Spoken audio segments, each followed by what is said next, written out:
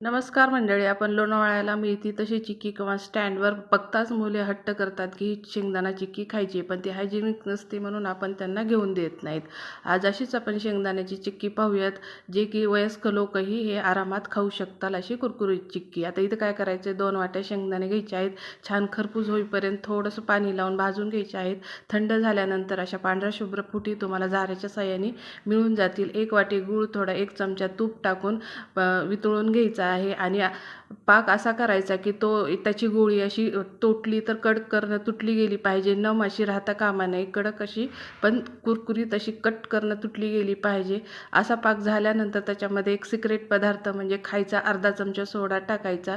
यानं आपली चिक्की कुरकुरीत होईल, जसं की वयस्क लोकही ही चिक्की खाऊ शकतील. कडक होणार नाही, दाताला चिटकणार नाही, अशी छान अशी रेडीमेड मिळते तशी कुरकुरीत चिक्की तयार. धन्यवाद.